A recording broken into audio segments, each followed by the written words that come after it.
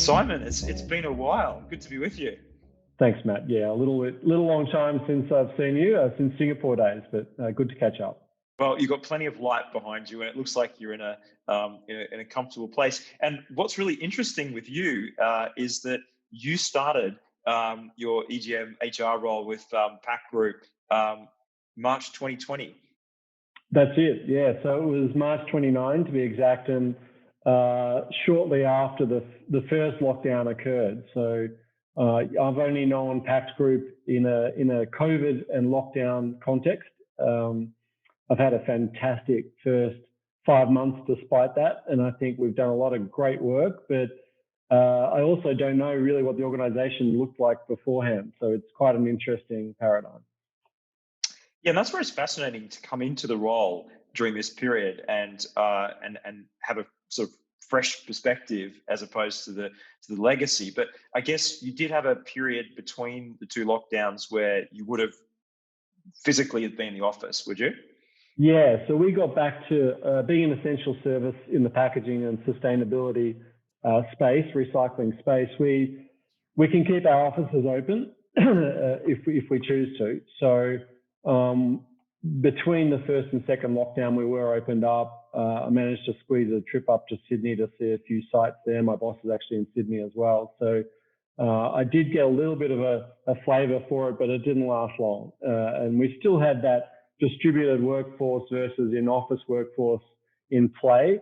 So people were still working remotely even at that point because we weren't quite sure how it was going to play out. Right. So what has this period produced for you in terms of insights around how an organization needs to be managed through a pandemic? Yeah, it's fascinating.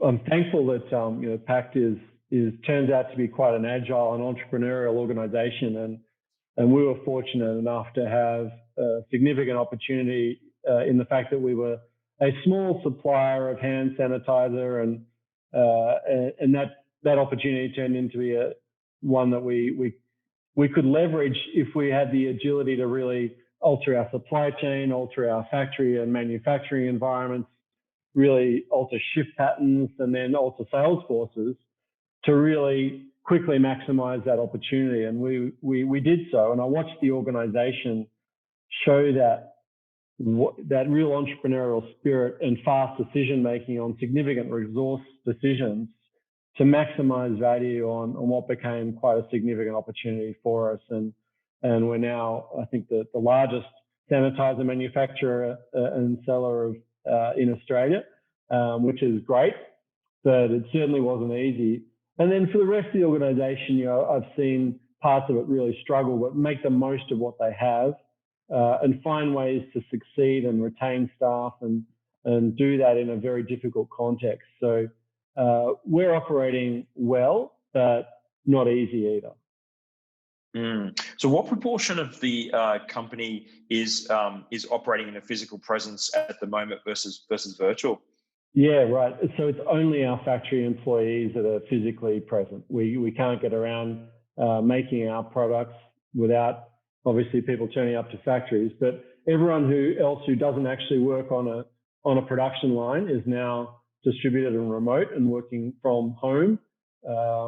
And so as a percentage, I think that's about 2/3, 1/3 for us that are in factory versus not. And it's proving to be a challenging model, and it's proving for leaders in particular, I think, to demonstrate their leadership in traditional ways is no longer possible. So we always encourage leaders to walk the floor, be visible, connect with employees, show that empathy and understanding, and then they're all of a sudden trying to do that in a remote and digital way. And for some, it works well still, but for others, we've seen them really have difficulty with trying to lead teams through this environment. So that's an interesting point, along with, just watching how you measure and assess talent, develop people.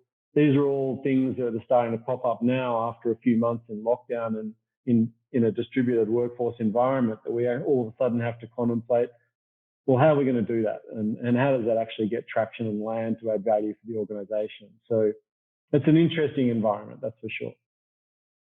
Just touching on the point you talked about with leadership. I mean, one of the problems Mm. I see, and this is not just unique to leadership, this is actually broader than leadership, but is effective prioritization of how you manage relationships and tasks. And then obviously, a lot of people are in a domestic environment where there's a little bit more interference around what they have going on around. So, how do you support leaders around that prioritization? Because it's a very new age way of thinking as opposed to before, whereas sometimes our physical sort of surroundings, the physical presence of others, dictated somewhat the prioritization. It did. Yeah, you're spot on, Matt. And I guess, you know, to be frank, we haven't quite really unlocked that yet. We expected leaders would be able to pivot and adjust to different environments. And we didn't really consider, in the midst of just trying to keep everyone safe and apply all the rules and regulations of a COVID environment. And then all of a sudden you realize, yeah, some people are not quite doing that well. So we're encouraging our leaders to reach out to their teams regularly, create different channels, hopefully some social forums. I know that several of them get together with their teams on Fridays still at 4 o'clock and have a virtual drink, or catch up each morning even, just so that the connectivity is still there. Because you can easily have a day or two without actually seeing anyone, and that's not healthy. So we've not mandated anything. There's no rules in place on how to lead in a more digital virtual environment with a distributed workforce. But I think we do need to get better at helping leaders understand how to operate and, to your point, prioritize in a different world, in a different way of working. It's not something we've really fully unlocked as yet, I don't think. Now, you're obviously in sort of the hardest imaginable situation with a deep lockdown at the moment. But as you look forward and I guess shepherd the company from a human resources perspective around creating new ways of working based on uncertainty of the future, what sorts of things go through your mind? Yeah, I mean, firstly, we need to really try and understand what our organization will look like in the future. Are we going to have far more virtual and distributed workforce who are allowing to work remotely, or are we going to go back to where we were prior to the COVID pandemic? I think the reality is most organizations won't go back to where they were before, but they're going to try and find some happy median where the organization wins, where we can achieve our strategy.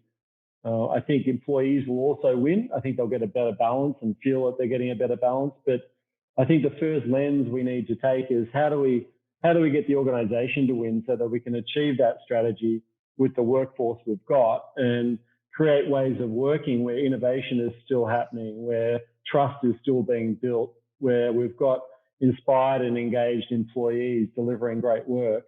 And we're contemplating, is that a 3 days in office, 2 days not? Is that complete remote working? How does that all work?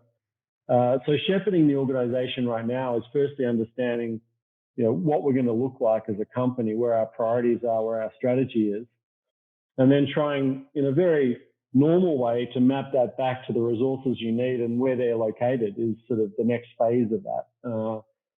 But we're putting in place some rules around how to work and how to operate just to tide us over while we're still trying to really work through that strategic part to determine what workforce we need and where they're located. So it's a bigger piece of work than just saying, are we happy for people to work at home or not? I think at the start that was mainly it, and now it's how do we deliver the organization's strategy in a different, with a different shaped and looking workforce who may or may not be in the office. Now, I ask you this question again because you're in a very unique situation, but where obviously a lot of employees mentally are going through a tough time because of the severity of the lockdown, and at the same time, they have jobs to do. They work for a company, but the company is, I guess, taking on the energy of the situations going on outside of people's domestic lives. And I guess from the from the wellness perspective and mental health standpoint, what goes through your mind on these subjects? Yeah, I mean, more and more we need the organisation to realise that the working environment has changed. So, it's surprising one of my kids hasn't run past the background yet, or there's no dog barking. That's all got to be okay. We've got to be far more accepting of the work environment that people will be in. Not everyone's got a lovely office in where they live and a completely separate environment. And we just need to be able to say that's okay, because it's not at times a choice thing. So that's one aspect, that you're just more in general empathetic to the situation that people are in and how they're getting their work done. I think we should still measure people on their outputs rather than when they're available or not, given different environments are happening and schools are out, etc. So outputs are key. But more importantly, I think from the mental health side, what are the steps we're putting in place to really sort of try and see when people are maybe struggling a little bit and see where that stress levels are at. And for many of our team members, they're living by themselves, in which case most of their day is actually sitting alone in an environment at home without that contact that work used to provide, without that mental health of friends being able to visit.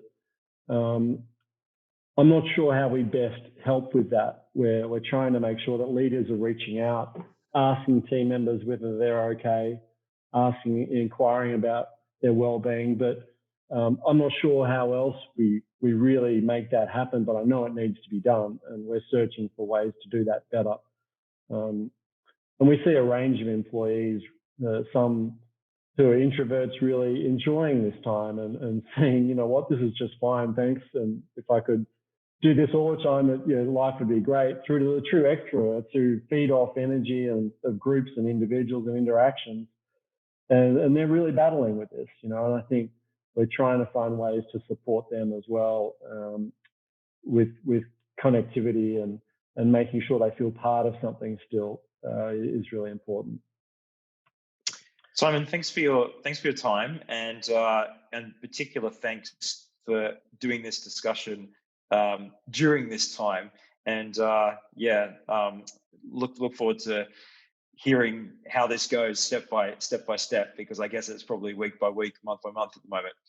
It sure is. Everything's changing. So I think the underlying reality is there's heaps of opportunity. HR is playing a huge role in organizations and where they're at and what comes next. So it's a great time to be involved. It's a great time to be in the function. So I know it's a very difficult time for many. I don't want to be flippant about that, but certainly for our function, the organization's never leaned more heavily on us, and that's a great place to be.